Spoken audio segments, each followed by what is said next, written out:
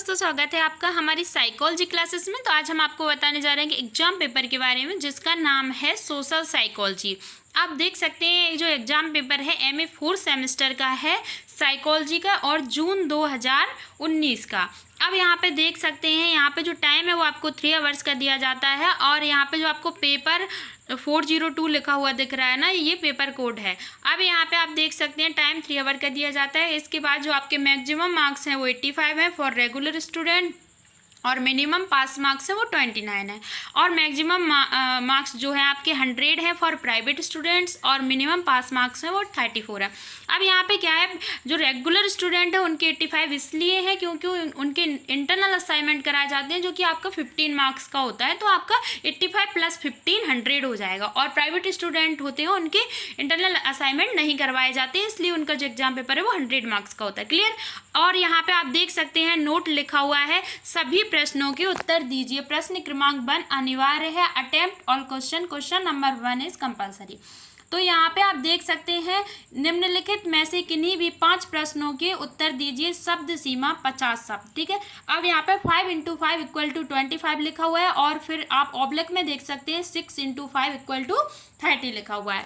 तो यहाँ पे जो 5 × 5 जो लिखा हुआ है, इसका मतलब ये है जो आपके रेगुलर स्टूडेंट के लिए 5 नंबर का एक प्रश्न है, और आपका जो प्राइवेट स्टूडेंट है उनके लिए 6 नंबर का एक प्रश्न है, और आपको 5 प्रश्न के उत्तर देने हैं। तो जब रेगुलर स्टूडेंट के लिए 5 प्रश्नों के उत्तर देंगे, एक प्रश्न आपका 5 अंक का है, तो आपके 25 अंक हो गए। और आपका जो प्राइवेट स्टूडेंट है उनके लिए जो एक प्रश्न है वो 6 अंक का है, और 5 प्रश्नों के उत्तर देने हैं, तो उनके 30 अंक हो गए। ठीक है। क्लियर। अब यहाँ पे आप देख सकते हैं, यहाँ पे इन्होंने वर्ड लिमिट दी है आपकी, जो है 50 वर्ड से ज़्यादा नहीं होना चाहिए। ठीक है। आपका क्वेश्चन देखते हैं क्या पूछा गया। क्वेश्चन है आपका, अभिवृत्ति के कार्यों को समझाइए। ठीक है। Explain functions of attitude. अब यहाँ पे आप नेक्स्ट देखते हैं, नेक्स्ट क्वेश्चन क्या है। नेक्स्ट क्वेश्चन जो है वो है, अभिवृत्ति परिवर्तन की प्रक्रिया का उल्लेख कीजिए। ठीक है। Mention the process of attitude change. आपका अगला क्वेश्चन है, भेदभाव को परिभाषित कीजिए। ठीक है। आपका डिफाइन डिस्क्रिमिनेशन। आपका जो नेक्स्ट क्वेश्चन है वो है, पूर्व धारणा के निर्माण को बतलाइए। ठीक है। इसके बाद आपका जो नेक्स्ट क्वेश्चन है वो है, नेक्स्ट क्वेश्चन, सामाजिक प्रेरकों को परिभाषित कीजिए। इसके बाद जो नेक्स्ट क्वेश्चन है वो है, अनुमोदन अभिप्रेरक को समझाइए। इसके बाद नेक्स्ट क्वेश्चन देखते हैं, व्यक्ति प्रत्यक्षीकरण क्या है। नेक्स्ट क्वेश्चन आपका है, गुणारोपण के प्रत्यय को बतलाइए।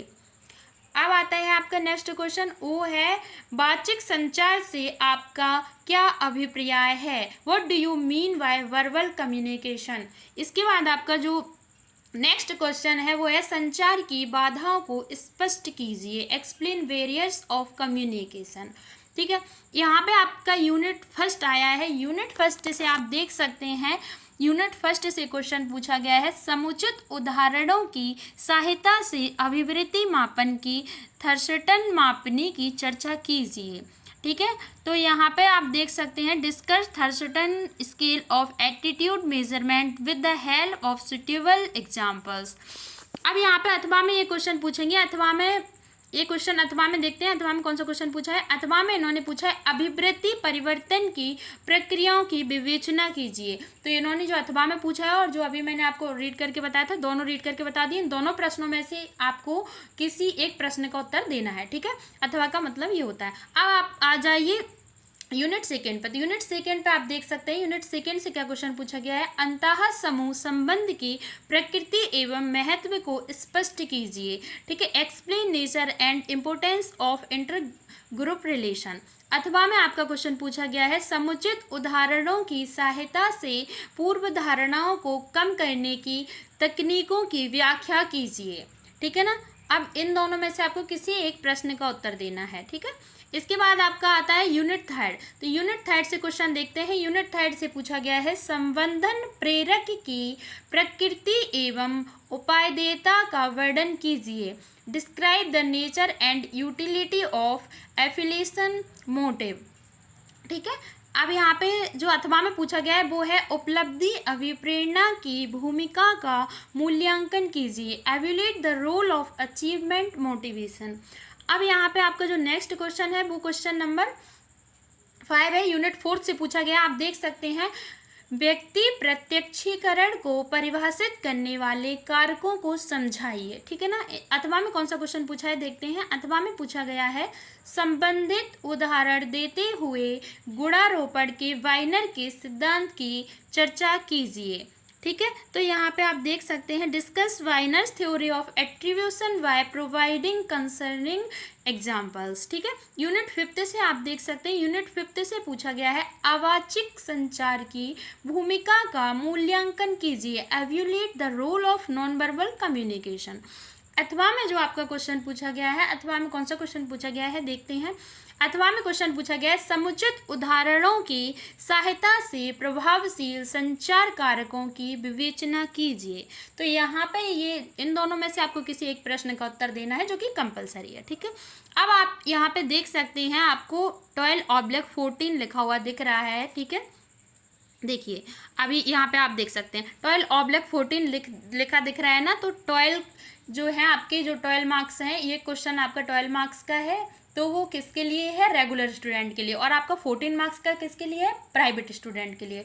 तो यहाँ पे क्या है कि जो देखो, ये क्वेश्चन जो था इन्होंने यहाँ पे ऑब्लिक करके दे दिया, और जो ये वाला क्वेश्चन है वो आपका लॉन्ग आंसर टाइप क्वेश्चन है, जिसको दीर्घ उत्तरीय प्रश्न कहते हैं, इसलिए ये आपका ज़्यादा अंक का है। ठीक है, और जो आपके सेक्शन ए के क्वेश्चन थे जो वहाँ पे पूछे गए थे, तो जो छोटे क्वेश्चन थे, ठीक है, उन्होंने 10 क्वेश्चन आपको एक साथ दे दिए थे, उनमें से किसी 5 प्रश्नों के उत्तर देने थे। और यहाँ पे जो है उन्होंने क्वेश्चन दिए हैं, तो आपको प्रत्येक प्रश्न के अथवा में दिया है। अब वहाँ पे क्या है कि अच्छा ऑप्शन था, आपको जो भी 5 प्रश्न आ रहे हैं आप उनके उत्तर दे सकते हैं, लेकिन वो क्या था, वो लघु उत्तरीय प्रश्न थे, जिन्हें शॉर्ट आंसर टाइप क्वेश्चन कहते हैं। ठीक है, अब यहाँ पे क्या है, यहाँ पे एग्जाम पेपर में इस तरह से पूछा है कि इन्होंने यहाँ पे अथवा में दिया है, और कुछ एग्जाम पेपर ऐसे हैं जिन्हें वो लघु उत्तरीय प्रश्न को भी इस तरीके से पूछ देते हैं, प्रत्येक प्रश्न के अथवा में क्वेश्चन देके। ठीक है, तो आशा करते हैं आप सभी को समझ आ गया होगा। मैंने यहाँ पे आपको प्रत्येक क्वेश्चन रीड करके भी बताया है, और मैंने आपको ये भी बताया है कि क्वेश्चन कितने नंबर के आते हैं, किस तरह के क्वेश्चन आते हैं।